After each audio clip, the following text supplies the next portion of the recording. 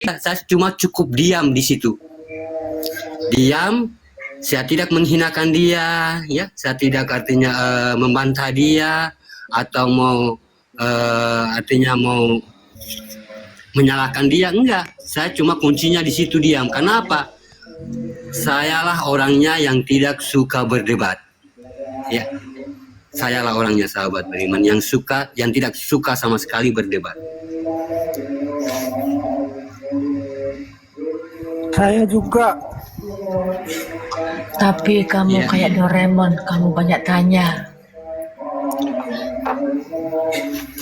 Jadi sahabat beriman, kalau kita berilmu ataupun anak kita titipkan di tempat-tempat untuk mereka mencari ilmu, ya. Kita harus mendengarkan dulu yang berwawasan. Nah, kalau anak kita titipkan ke tempat-tempat untuk dia berilmu, kita juga harus lihat potensi guru-guru itu. Ya. Karena apa? Kita berpikir secara akal sehat, kita harus berpikir yang panjang. Ya. Karena orang tua ini suatu saat nanti dia akan pergi, anaknya yang menjadi andalan. Yang akan mendoakan, yang akan memberi, pokoknya yang akan bagaimana menyelamatkan orang tuanya. Tapi kalau anak ini tidak mampu membawa obor, selalu di tempat gelap dan tidak mampu membawa obor ke tempat terang, ya otomatis dia tidak mampu menyelamatkan orang tuanya. Nah, kan saya sudah katakan di sini, yang dimaksud orang-orang yang soleh atau anak-anak yang soleh, itu sholatnya atau perbuatannya sampai kepada Allah.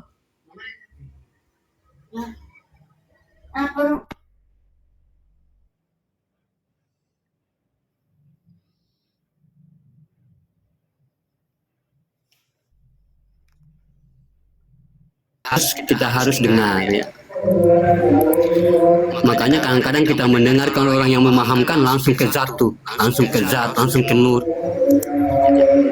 Jadi kita bingung yang mendengar ini mana ujung, mana awal, mana ujung. Ya, mana kodat yang disebut, makomnya apa yang diceritakan. Itu butuh makom. Ya. Nah, makanya karena kita di sini sudah melalui hakikat, ya.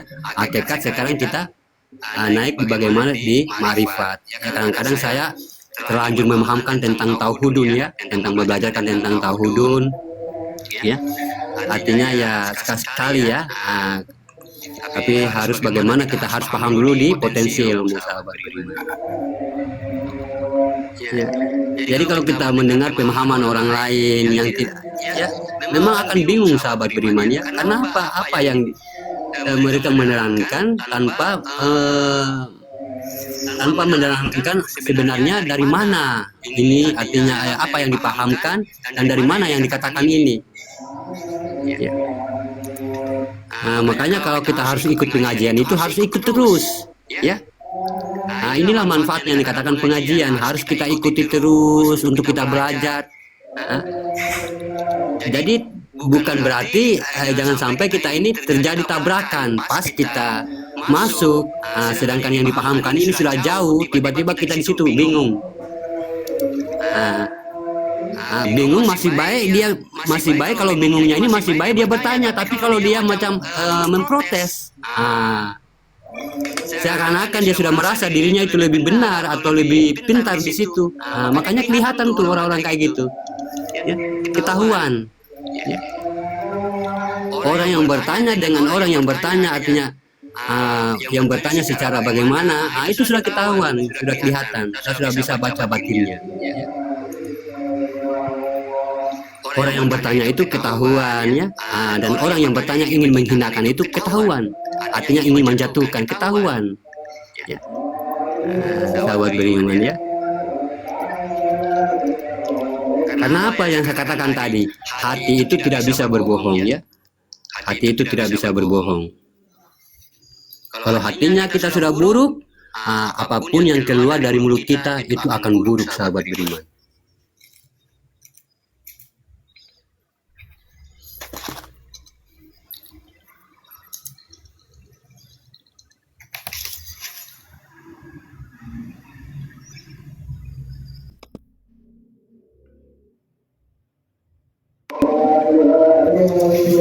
Itu Itu teman tadi kan Evi itu teman nggak apa-apa. Iya, kan? saya tahu, cuman dia nanyanya itu terlalu ini gitu. Iya nggak Harusnya apa-apa. harus kan nyimak dulu. Iya, udah tiap hari live dia. Ya, saya itu artinya saya udah banyak ya, bukan cuma satu orang dua orang yang kayak gitu. Artinya udah banyak, udah biasa saya. Ya, udah biasa. Saya juga udah biasa dicaci kok, dimaki, udah biasa difitnah-fitnah, udah biasa dikafir-kafirkan, udah biasa. Tapi itu ya alhamdulillah ya, tanpa mereka mencaci, tanpa mereka mengkafir-kafirkan, ya tidak akan artinya tidak akan memunculkan rasa semangat saya. Ya. Semakin dicaci saya semakin semangat.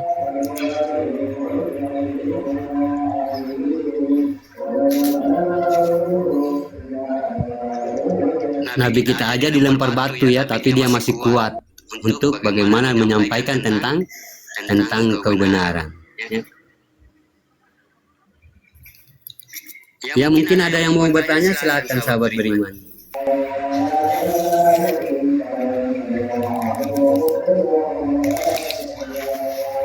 Itu ada pertanyaan alam di atas.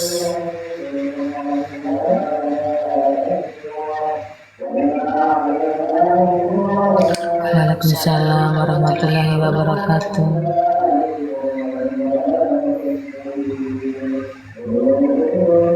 Kata Bang Penyembuh sudah kuat menjadi mutmainnah. Amin.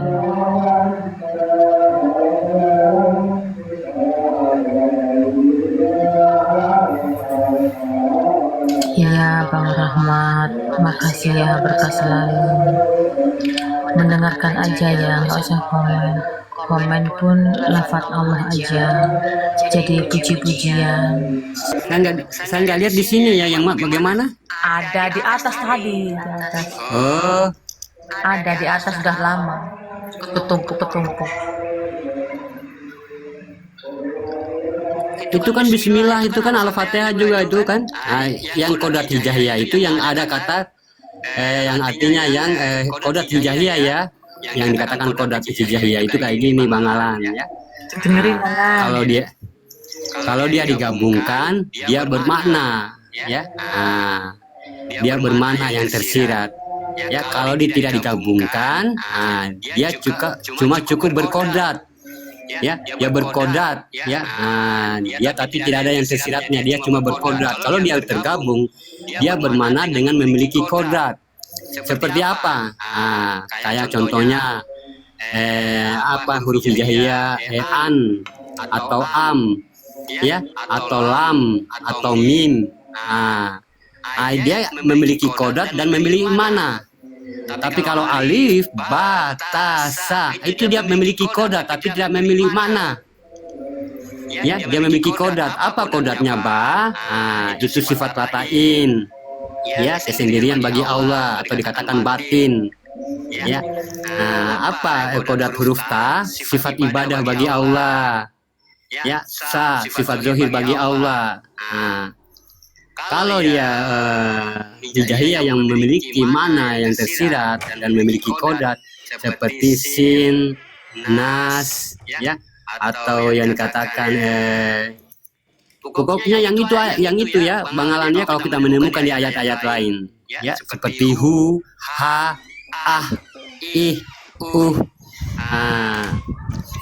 itu pasti kita akan, kalau kita baca Al-Quran itu pasti kita menemukan di antara salah satu ayat itu. Berarti kalau dia masuk dalam satu ayat, berarti dia menerangkan tentang, kalau contohnya ih, berarti dia tentang yang tersirat, tentang rahasia, wujud. Ya, kalau dia an, tentang batin. Ya, an, batin, am juga batin, tapi ada bedanya. Am ini batin yang tidak terlihat, am ini batin yang terlihat. Ya, kodatnya jasad, an kodatnya nyawa, tidak terlihat. Ya, ini sebenarnya seharusnya Bang Alan kesini dulu deh, biar kita belajar empat mata di sini. Mau saya nanti kalau pulang, saya mau ke situ, bener, serius. Saya kalau Iya, masalahnya kalau saya terangkan di sini panjang nih ya. Artinya mungkin Bang Alan tidak lebih mengerti ya. Kecuali ya, Bang Alan ke sini baru. dalam saya kadang suka ngehayal begini, suka pengen saya mondok di situ, pengen belajar itu aja. Tak biar tahu Ya maknanya. contohnya nih Bang Alan saya kasih contoh ya. Bismillahirrahmanirrahim. Nah, ada kodratnya tuh. Ada hijaiyah di situ. Ya, di situ ada bi, ya, ada ba, ya, ada alif, ada sin, ya, ada milah, ada rahim, ya, ada rahman. Nah, itu semua memiliki kodrat. Ya, dia beda dengan arti. Ya, Bismillahirrahmanirrahim. Ya. Sebutlah dengan nama Tuhanmu yang Maha Penyayang lagi Maha Pengasih. Tapi kalau secara makna, kita gali nih kodrat-kodratnya nih. Apa alif tadi? Ya, kok alifnya ini bisa tersembunyi? Ya, sembunyi di dalam mana? Dia lebur dalam huruf ba. Ya. Lebur dalam huruf ba. Menuju apa? Oh, kok di sini ada sinnya? Bismillah, kok ada sinnya? Sin berarti manusia. Ya, menuju mila berarti menuju kehidupan manusia. Ya. Menuju kehidupan manusia, perjalanan Allah menuju dalam kehidupan, artinya kehidupan manusia diperantarakan lewat Rahman dan Rahim. Kan kita sudah bahas kemarin Ruhmani dengan Rahim. Ya, diperantarakan lewat ayah dan ibu.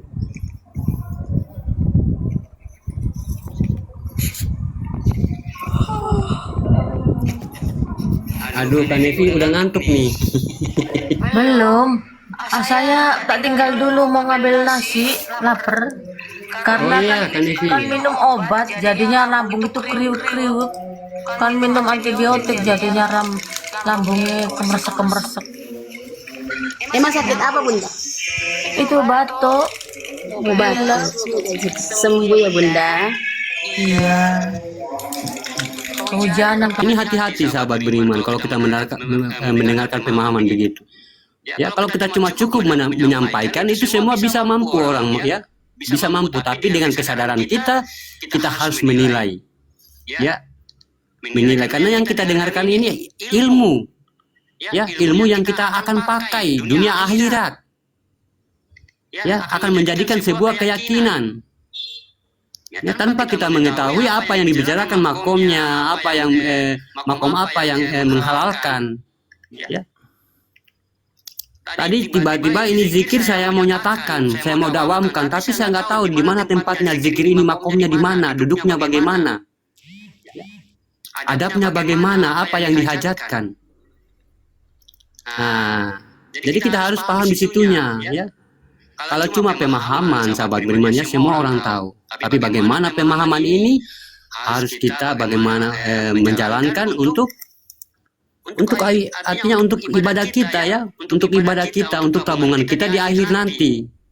Tapi seumpama pemahaman ini yang kita pakai tidak benar, siapa yang akan merugi? Makanya butuh penilaian. Ya. Saya di sini hanya mengajak bagaimana untuk hanya kita mempercayai apa yang ada di dalam diri kita, itu saja. Saya tidak menyuruh sahabat beriman untuk mempercayai saya. Saya hanya membawa sahabat di sini untuk mempercayai dirinya sendiri, untuk mengimani dirinya sendiri, untuk membuka jalan pada dirinya sendiri. Kenapa? Kan sudah dijelaskan dalam Al-Quran. Ihdinas siratal mustaqim. Sesungguhnya di dalam diri manusia itu ada jalan yang tersirat dan itulah jalan yang lurus. Saya tidak mengajak bilang sahabat beriman mau percaya. Enggak, saya cuma mengajak. Kenapa? Saya sudah katakan lagi.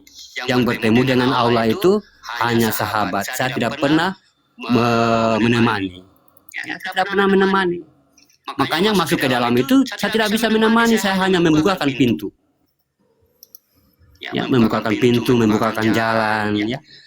Jalan ini tadinya tangga pertama, saya membukakan lagi untuk tangga kedua, saya membukakan lagi untuk tangga ketiga. Ya, sampai betul-betul kita paham sampai tangga ketujuh untuk bertemu dengan Dia yang holy. Ya, itu udah tanggung sendiri tuh, jalan sendiri tuh. Ya, di situ berarti kita putus dengan saya, artinya putus dengan ilmu, putus dengan marifat. Ya, lepas dengan marifat, lepas ilmu. Ya, udah kita menempuh jalan yang artinya mustaqim tadi.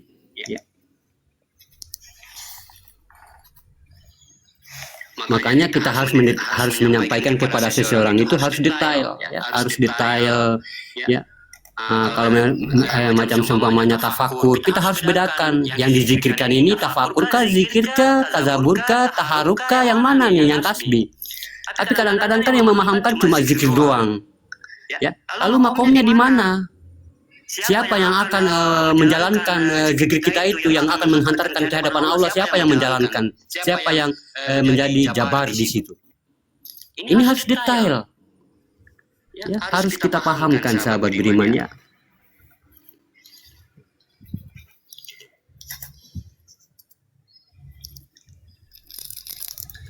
Makanya saya paling takut sahabat beriman ya, kalau saya menyampaikan itu saya nggak pernah tersisa sedikit. Saya harus selesaikan. Ya. Saya tidak pernah menyembunyikan satu. Apa yang sudah dijasakan itu yang saya sampaikan.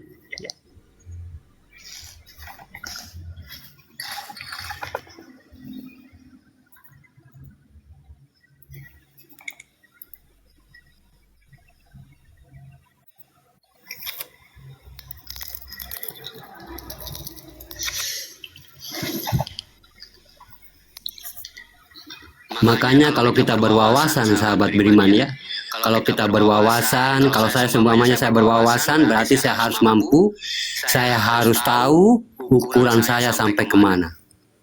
Ya. Potensi ketuhanan saya itu sampai kemana, pengetahuan tentang pengetahuan saya tentang Tuhan itu sampai di mana. Nah, begitupun juga kalau kita memahamkan kepada orang, tentunya orang itu sudah potensi ketuhanannya dia sudah luas. Ya. Nah, jadi apa yang dipahamkan ya pada artinya yang sudah dipahamkan oleh mursyid-mursyidnya, ya, itu kita akan menerima. Ya. Nah, saya akan menerimanya. Saya akan menerimanya karena apa? Sesuai dengan potensi saya. Dan saya sampaikan kepada sahabat-sahabat. Ya. Nah, ini tidak bisa kita langsung menerima ya. Harus bagaimana kita artinya mentadaburi ya secara pelan-pelan. Makanya saya kadang-kadang saya mengulang kata-kata saya, kita ngajinya pelan-pelan. Ngajinya pelan-pelan saja ya. Karena tidak ada yang mampu memahamkan di sini, hanyalah Allah. Ya, kalau memang pemahaman itu dibawa bukan di tempat keakuannya.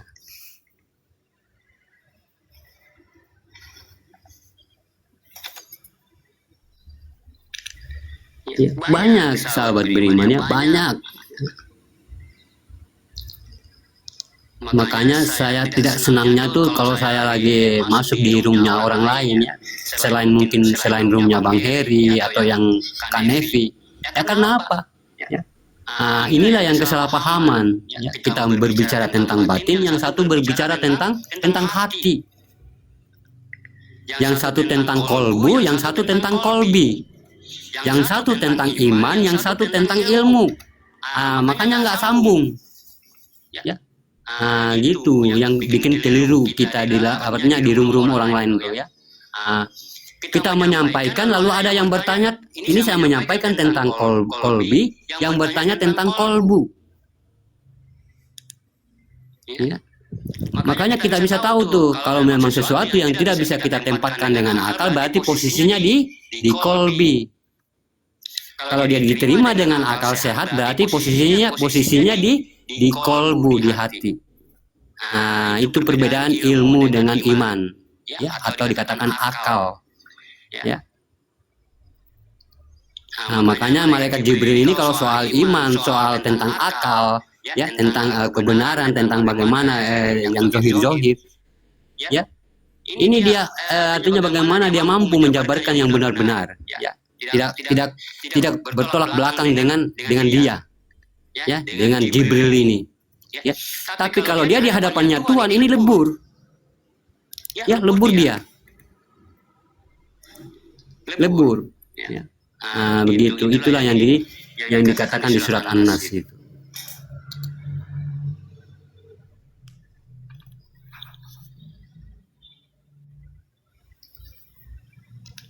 Mungkin ada yang mau bertanya? Ya sama-sama, Pak Uti Fahim. Mungkin ada yang mau bertanya, kalau nggak ada yang mau bertanya kita lanjut. Lanjut saja. Lanjut. Itu Kak Casanova juga batuk pilek.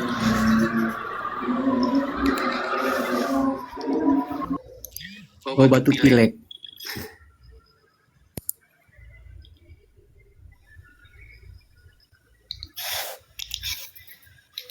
Ya, jadi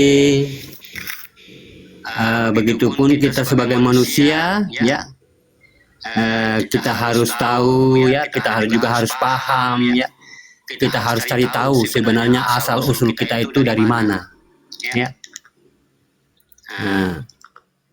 Bagaimana kata Allah? Fayan, kata Allah, hai insan, ya, sesungguhnya kau harus mengetahui dari mana engkau artinya dari mana engkau berasal. Ini juga harus diperhatikan ya sahabat beriman. Ya. Kenapa? Manfaatnya ini kalau kita sudah tahu sahabat beriman ya, kita sudah akan paham tentang kodat yang mengadakan tadi, yaitu kita sudah mampu membedakan mana yang diadakan dan mana yang tidak diadakan. Ya. Contohnya ini mungkin kita sudah pernah kaji ya tentang sulbi ya. Mungkin sudah ada yang pernah mendengar ya di sini sulbi tentang bagaimana kajian sulbi. Ya. Ini sulbi ini kalau kita sudah mengkaji tentang sulbi, di sini semua yang mendengar dan yang duduk ini sudah tingkat sufi. Ya. Allah. Sudah di tingkat sufi.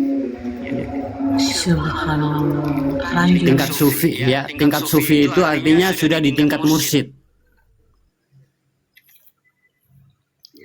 Kalau dia di mata Allah sebagai wali sufi. Ya, tapi di sini kita bukan berarti mau menjadi wali ya, bukan berarti. Wali itu sebenarnya begini sahabat beriman ya. Wali itu untuk diri kita sendiri, wali untuk diri kita sendiri ya. Makanya dikatakan wali wujud. Ya, bukan wali kemana-mana ya, bukan wali kemana-mana untuk orang lain, enggak.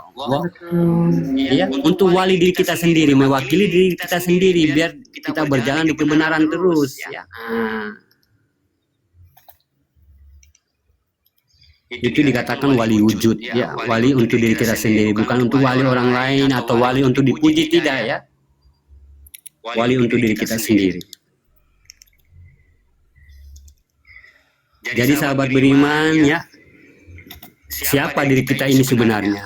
Ya, ini minta maaf sebesar-besarnya, mungkin ada teman-teman yang masih belajar yang baru memasuki artinya pengajian ini. Ya tentunya kalau kita di sini semua sudah dengar ya. Nah, ini saya ulangi lagi sahabat beriman. Ya, siapa diri kita sebenarnya? Ini kadang-kadang orang nggak mau tahu. Ya. Peduli amat lah, yang penting saya sudah hidup mah. Semua itu urusan Allah ya. Ini kadang-kadang orang tidak mau tahu. Ya. Inilah meruginya kita sahabat beriman ya.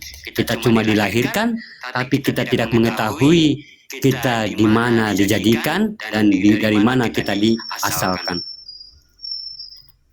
Ya, semua orang tahu, anak-anak juga kalau kamu dari mana? Ya dari mama saya. Orang juga pada tahu, anak-anak juga pada tahu, tapi yang sesungguhnya itu dari mana? Ya karena apa? Karena orang tua kita itu tidak akan pernah mampu dia membuat kita ya. Orang tua kita itu tidak pernah mampu dia akan menjadikan kita. Ya. Tidak akan mampu sahabat beriman ya. Tidak akan mampu dia melahirkan seorang manusia yang unik, yang luar biasa, yang bergerak, yang memiliki nyawa, tidak mampu. Ibu dan orang tua itu. Ibu dan orang tua itu ya mungkin cuma rahimnya, laki-laki sebagai maninya ya. Belum tentu dia akan bisa mampu menjadikan satu zohir yang bernyawa. Makanya bagaimana zohir ini bisa berkehendak? Makanya dikatakan ruh mani. Ya, mani yang dipancarkan itu memiliki ruh mani rahim, ya, ruh mani rohim. Jadi bukan berarti pilihan orang tua kita harus dilahirkan, enggak, ya, semua pilihan dia. Kita dihidupkan, pilihan dia. Makanya kita diturunkan ke bumi ini sebagai khalifah, ya, utusan Allah, penjaga alam semesta, khalifahnya alam. Artinya kita diperantarakan, dirinya Allah itu diperantarakan lewat manusia sebagai khalifahnya alam semesta. Jadi siapa diri kita sebenarnya? Dari mana wujud kita itu berasal? Nah, ini kita kembali ke masa lalu, ya. Nah, kita kembali ke masa waktu kita itu belum dijadikan. Ya. Makanya kenapa kadang-kadang ada yang bertanya kenapa kok manusia ya, ada yang bertanya kenapa kok bisa tahu, ya. Sampai Allah itu jadi Tuhan bisa tahu, ya. Nah, mursyid itu pertama saya juga kayak gitu, kok mursyid saya ini kenapa bisa tahu, ya, saat Allah dijadikan Tuhan kok bisa tahu asal usul kejadian manusia, kok bisa tahu. Nah, mursyid saya senyum, ini Al-Quran nih 30 juz. Oh iya, lupa saya, ya. Nah gitu, ya, ada Al-Quran yang sebagai petunjuknya, ya. Mau asal usul kejadian manusia, ya. Nah itu semua sudah di dalam Al-Quran, ya. Makanya Al-Quran itu bagaimana kita harus mencari maknanya untuk petunjuk bagi diri kita. Nah, jadi dari mana kita berasal? Nah, makanya surat At-Tarik, ya. Surat At-Tarik itu ayat 5 sampai ayat 7 yaitu tentang asal usul kita. Dia bercerita tentang asal-usul kejadian kita, ya, atau yang dikatakan sulbi,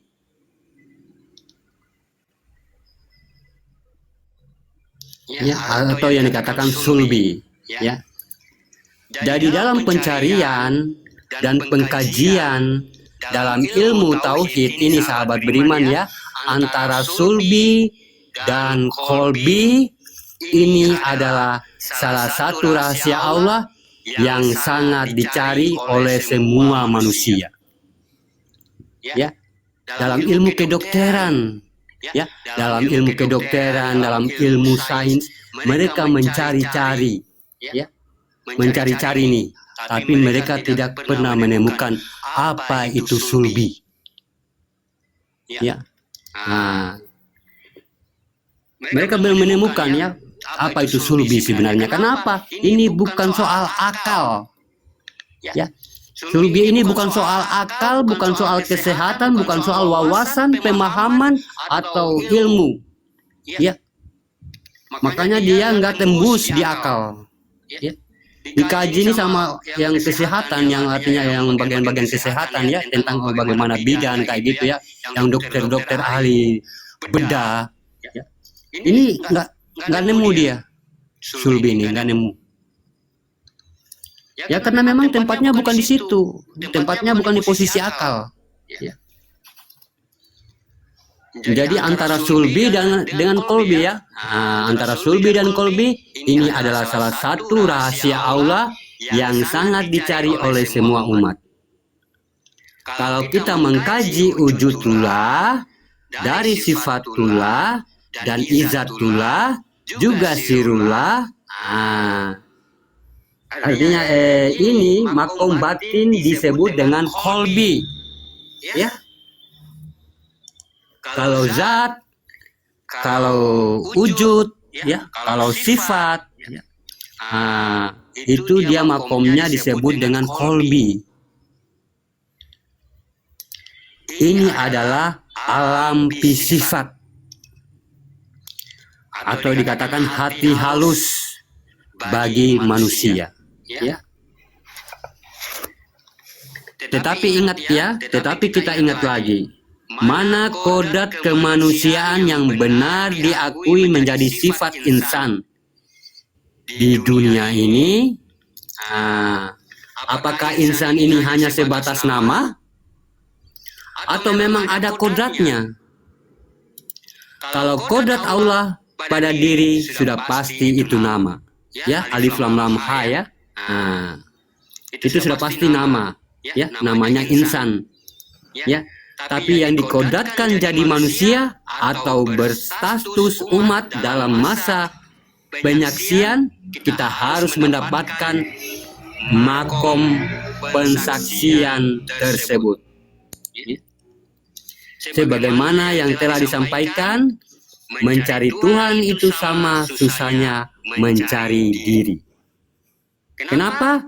Allah mengkaitkan daripada pencarian diri man arofa nafsahu, ya. Nah, bagaimana kita mendapatkan pencarian diri, yang mana diri yang dicari itu adalah kodrat-kodratnya Allah.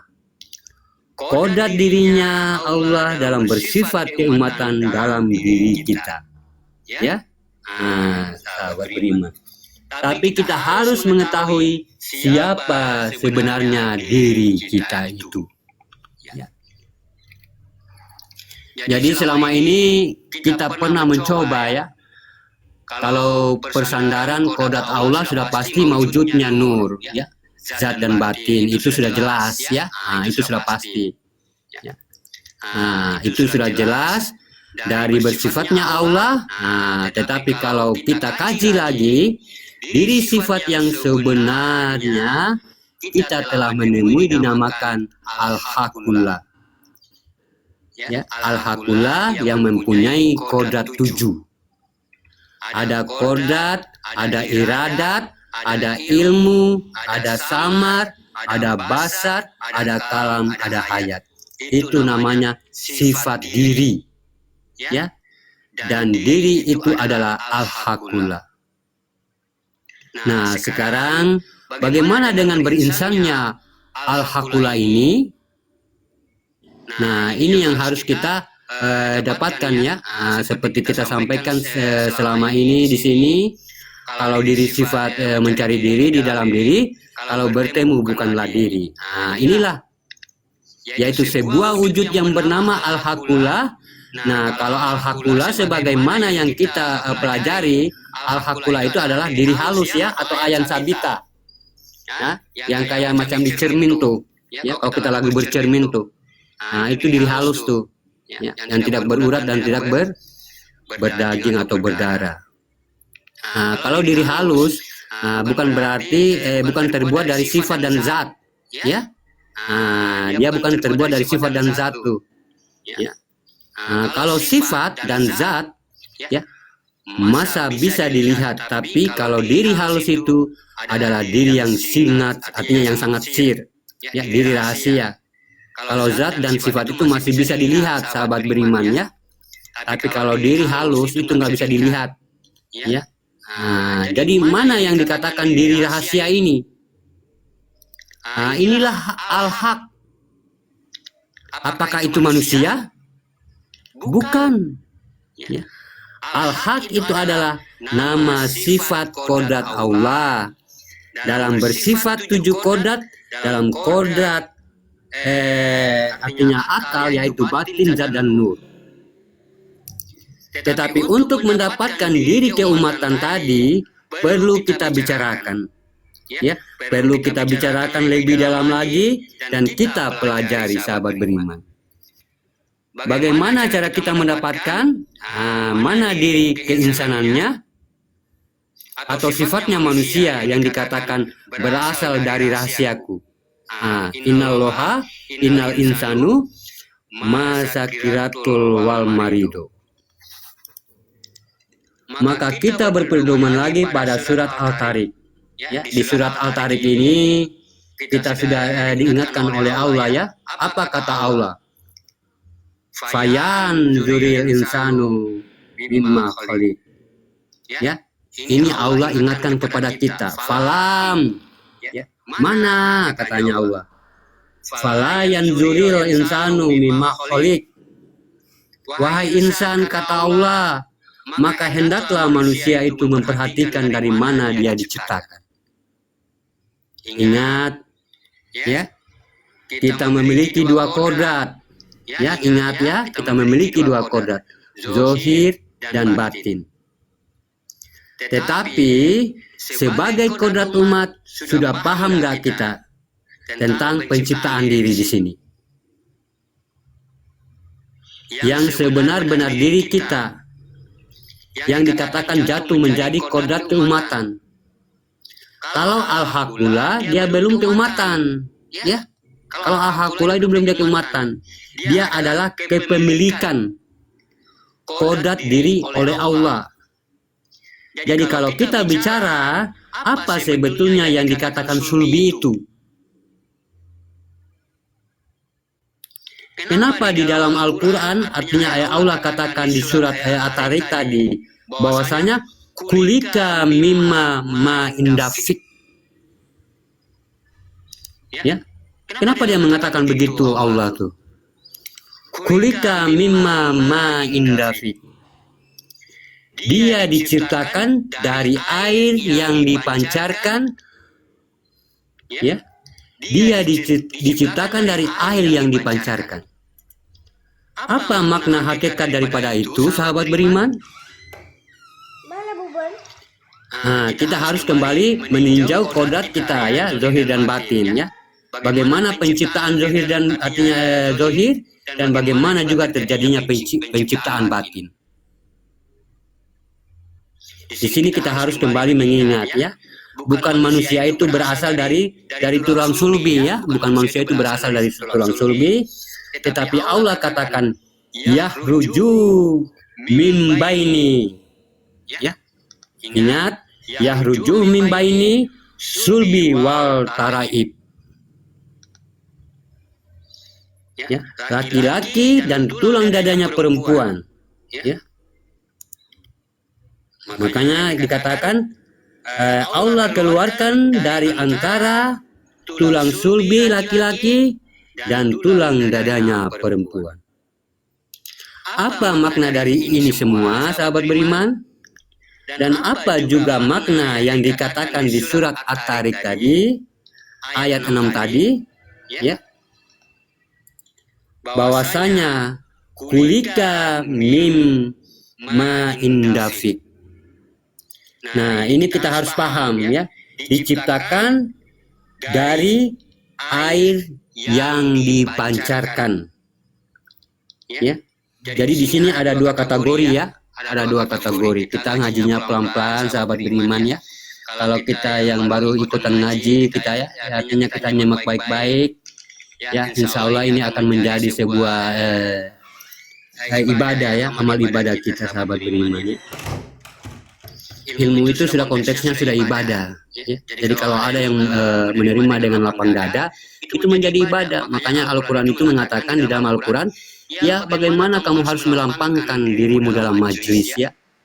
Nah, itu yang dimaksud, karena biar kita itu menjadikan artinya sebuah ibadah apa yang kita dengar. Ini yang protes, malah yang udah paham, udah pernah ngaji gitu. Itu di atas. Dadamu di majelis-majelis. Betul. Jadi yang maujud itu berupa air ya, yang maujud ya, ingat, yang maujud itu berupa air, berarti jasad kita ya. Nah.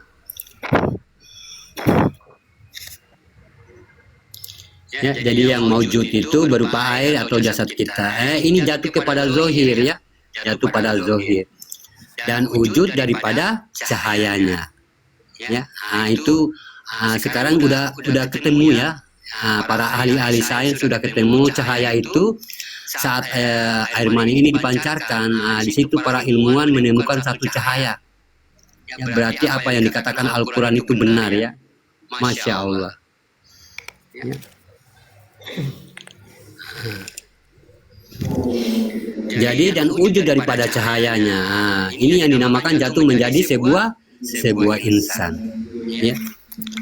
Jadi, nah kemana kita tinjau? Mana diri zohir? Ya. Artinya dalam penciptaan, dan mana nur yang dikatakan menjadi sifat bagi diri yang dinamakan insan. Ya. Kalau kita paham, sahabat beriman, ya, kita ingat kembali kepada fa sifat Allah dalam diri kita, ya. Fa sifat Allah dalam diri kita, dan al-haqulah yang kita sebut tadi. Nah, itu diri halus, ya. Tetapi anasirhu wa anta sirhu, ya. Tetapi anasirhu wa anta sirhu, aku jadi rahasia engkau, engkau jadi rahasiaku. Nah, jadi di mana artinya letak rahasianya? Nah, di sini kita sudah artinya lihat, ya. Bahwasanya kalau kita kaji kembali kepada asal usul yang dinamakan dafik, ya, dafik tadi, ya, dafik tadi, yaitu sulbi wa taraib. Artinya apa? Bahwasanya ada air yang dipancarkan nurnya, ya. Air memang bisa dilihat, sahabat beriman, ya, yang bersifat yahruju mimba ini sulbi wa taraib. Ya, itu yang dilihat. Itu kita bisa lihat, ya, sahabat beriman, ya. Itu mani itu kita bisa lihat, mani itu, ya. Air mani itu kita bisa lihat. Jadi seperti maujud sekarang, ya. Ini zahir kita, ya. Itu maujudnya air, ya. Air itu yang dimaksud adalah yang bersifat. Yang bersifat apa? Yahruju. Di sini kita lihat bahwasanya yang berhubungan dengan dua perkara, mana air yang bersifat wataraib, yahruju tadi, dan dimakomkan berupa sulbi. Sulbi ini adalah suatu nur, suatu batin yang ada di dalam cahayanya Allah. Mana batin cahayanya Allah tadi? Nah, inilah yang dikatakan dengan nur ma'in, ya. Nur ma'in ini adalah suatu cahaya yang paling halus dalam satu cahaya yang berasal dari sifat ma'ani.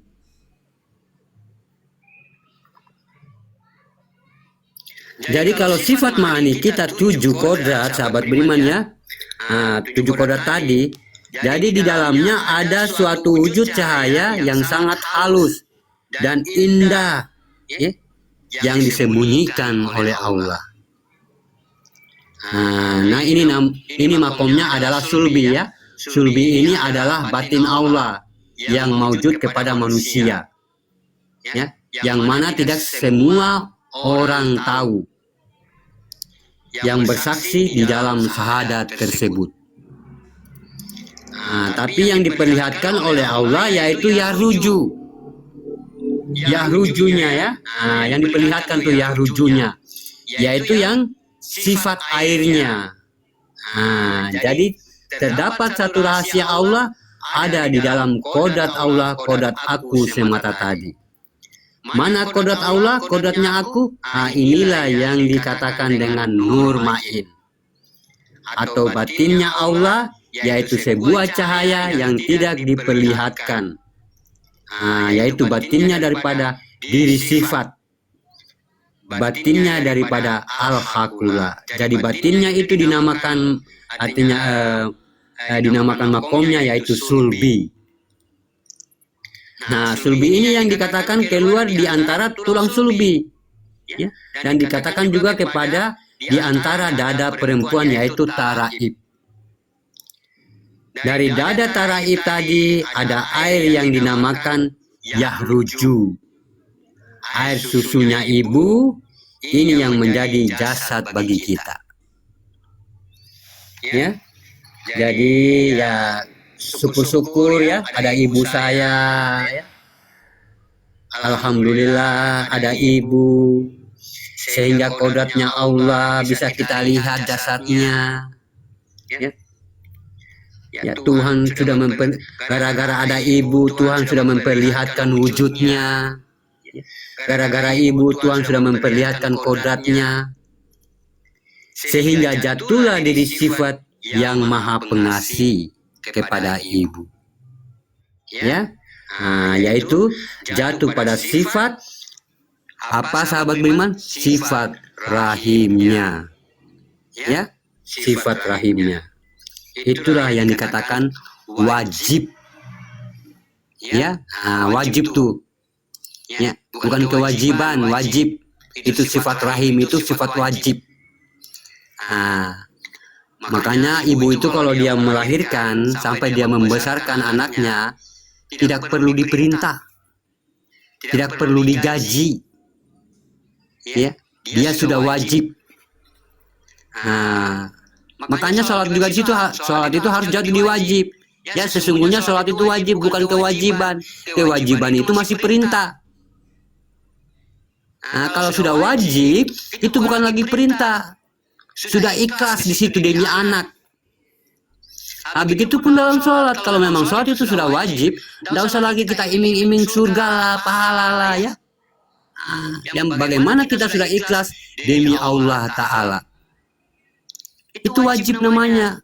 Nah, sesungguhnya sholat itu wajib yang ditentukan atas orang-orang yang sudah beriman. Nah, makanya dia diletakkan kepada seorang ibu. Kalau kewajiban, iya, kalau kewajiban berarti masih harus diperintah dong. Ini kewajiban, kamu harus sholat. Kalau bukan kewajiban, kalau bukan surga nggak mau sholat.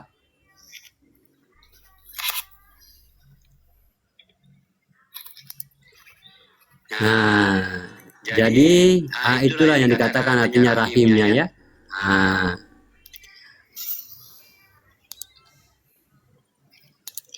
Jadi inilah yang dikatakan yahruju, ya. Yahruju yang wataraib, itulah air susu, tetapi kodratnya ke laki-laki apa? Kita kembali lagi mengingat daripada sifat ma'innya, ya. Sifat ma'innya apa ma'in? Ini yang dikatakan ma'ani, ya, ma'ani. Ma'ani ini kodratnya mani, ya, mani bagi laki-laki, inilah yang ketemu, ya. Jadi yahruju, yahruju ini air susu, ya, air susu dengan ibu dan air syahwat, ya, setetes mani tadi. Dia diketemukan dua ini namanya yahruju, ya, atau dikatakan dengan bahasa umum itu air mani menuju ke sel telur, ya. Jadi sesuatu yang ketemu di dalam batinnya Allah. Nah, inilah yang dikatakan sulbi, ya. Sulbi, sesuatu yang ketemu di dalam batinnya Allah antara dua ini yang dikatakan sulbi, ya. Ini yang jatuh pada insan, ya. Inilah yang dinamakan nur ma'in, ya. Di dalam nur ma'in, artinya dikatakan nur ma'in, di dalamnya nur ma'ani, ya. Nur ma'ani ini artinya, inilah artinya nur ma'in, ya. Nur ma'ani itu nur ma'in yang ada di dalam sifat ma'ani. Jadi 7 kodrat ini, ya.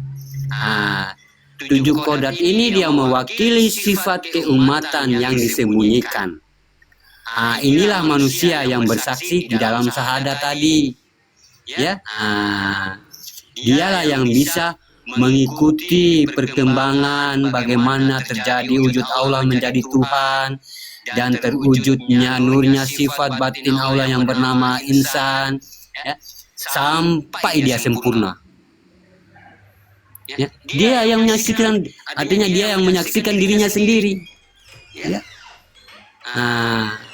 Yang berusul daripada nur ma'in tadi, ya. Yang menyaksikan tuh, dia juga yang bagaimana menyaksikan wujud Allah ini menjadi Tuhan dan bagaimana juga wujud Tuhan ini menjadi hamba. Dia menyaksikan, makanya dia bersaksi tuh. Inilah, apakah aku ini bukan Tuhanmu? Ya, engkaulah Tuhanku ya Robku. Jadi nur ma'in ini adalah ain, ya. Nur ma'ain, ya, diambil nur ma'in, innya itu diambil dari kata ain, ya. Ma'in diambil dari kata innya itu diambil dari kata ain. Itu pandangan. Jadi dikatakan sebuah wujudnya hanya sebuah pandangan yang berupa cahaya, nur ma'in, yang maujud jasadnya setelah meminum air susu ibu dan berasal daripada yahruju, sifat ma'ani, air mani bagi laki-laki. Inilah yang dikatakan ruh mani rahim, ya. Yaitu sebuah ruh yang maujud pada sebuah rahimnya ibu. Ya, inilah sulbi dan kolbi. Ya, mungkin jarang kajian ini dicari ya. Kenapa? Kalau dititik secara ilmu kedokteran sahabat beriman ya, tulang sulbi ini artinya dia tidak pengaruh apa-apa ya dalam tubuh. Tidak ada kaitan tulang sulbi itu dalam perjalanan kesehatan ya, tidak ada. Ya.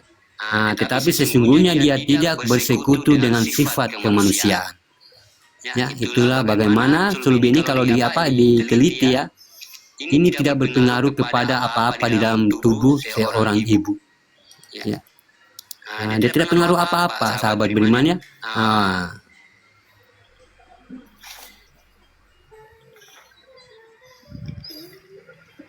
Paham ini ya, paham orang kalau orang yang sudah nikah tuh paham tuh. Ya, tidak berpengaruh apa-apa pada tulang sulbi itu pasti paham. Saya kalau saya kan belum paham. Ya, saya belum Masya Allah. Ya. Kalau orang yang sudah nikah paham tuh, ya, dia tidak pengaruh apa-apa. Bang Alan ketawa tuh kalau dibilangin kayak gitu, Masya. Ya, dia tidak berpengaruh apa-apa ya, tidak berpengaruh apa-apa sahabat beriman ya. Walaupun sebesar bagaimana anaknya seorang ibu itu dia tidak berpengaruh apa-apa. Ya. Ya, walaupun artinya sebesar mana anaknya seorang ibu, sekecil mana ya begitu. Dia mengikuti apa besarnya, apa kecilnya seorang anaknya ibu itu yang dilahirkan itu. Ya. Ya. Orang-orang yang pada nikah udah pada tahu ya, Masya Allah.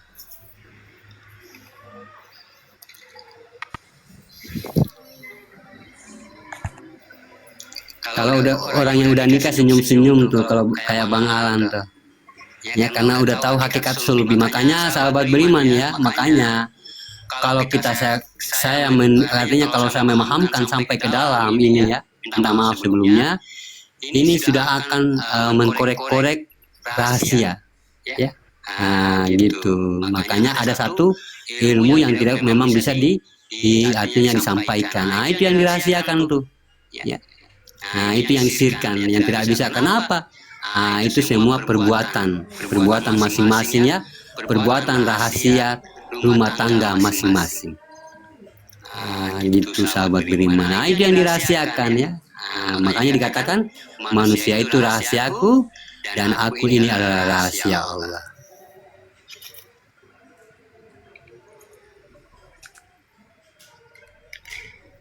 Manusia itu rahasiaku dan aku ini adalah rahasia manusia.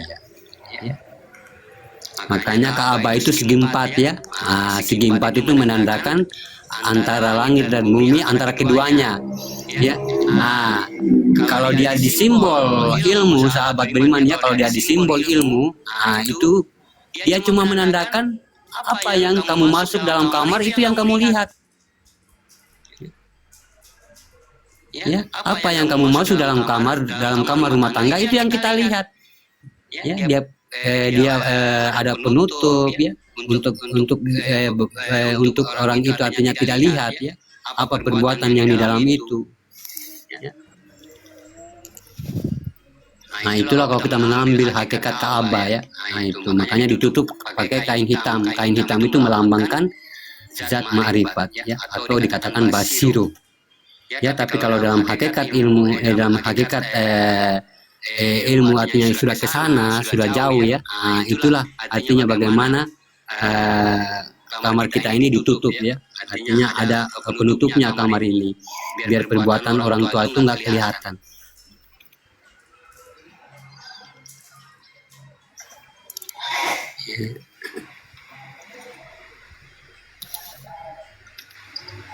Jadi sebenarnya kalau kita ke sana ya, ini dia akan membongkar. Ini akan kalau kita semakin ke sana dia akan membongkar apa yang ada dalam perbuatan. Ya, perbuatan orang yang sudah memiliki istri dan suami. Ya, makanya terpecah sholat itu menjadi 17 rakaat. Itu semua tentang kejadian manusia. Ya. Kenapa harus berdiri, kenapa harus ruku, kenapa harus duduk, ya. Nah, makanya dikatakan saat maghrib kamu di mana, saat isya kamu di mana, saat lohor kamu di mana, saat subuh kamu di mana. Ya. Nah itu nanti ya, insya Allah kalau kita memang di situ ada yang artinya mursyid ya, mursyid yang zohir, ya bisa mungkin kita belajar dari situ. Kalau dari sini tidak bisa kita artinya mengungkapkan ya sahabat beriman. Kecuali harus menghadap empat mata gitu. Sama saya udah ya. Kalau ini ada 55 Insya mata. Allah. Di sini ada, bukan, di sini ada 100 mata lebih, 106 mata. Betul. Ya. Makanya kalau kita memang ada mursyid ya situ mursyid. Ya sebenarnya nggak perlu juga pakai mursyid ya, kita hanya paham diri kita saja, membaca diri kita ya, membaca diri kita ya. Bagaimana ya tentang rahasia kita dalam berumah tangga itu kita sudah paham. Bukankah perbuatannya itu semua penyebutannya? Nah itu ya. Makanya ada kajian haha, ya, hahihu, ya, atau huhu. Nah, dia sudah menjurus ke sana tuh, ya. Nah, dia sudah masuk menjurus ke rahasia. Ya. Dia sudah masuk dalam ranah rahasia perbuatan rumah tangga. Itulah yang dikatakan asal usul kejadian manusia.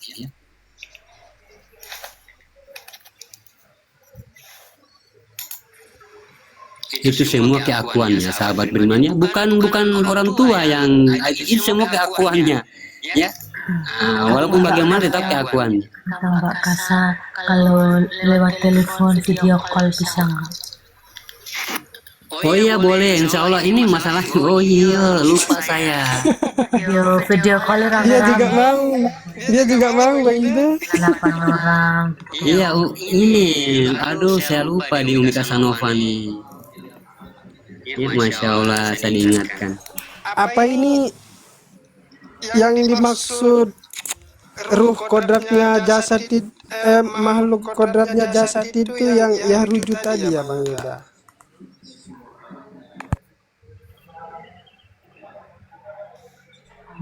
Lagi minum.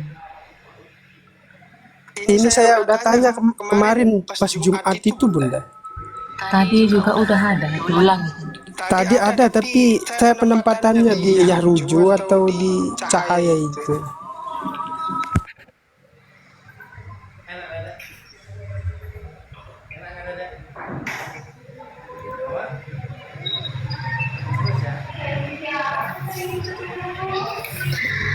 Mau ngomong tapi setengah mati. Saya juga demam ini padahal besok itu dari pagi sampai. Jadi nyimak aja udah. Iya. Nulis aja, bisa nulis Kak Sanopa. Iya, makanya nulis nih di bawah. Udah meremaja, nanti di sana nggak ditanya lah. Itu itu apa saya Alan nggak apa-apa.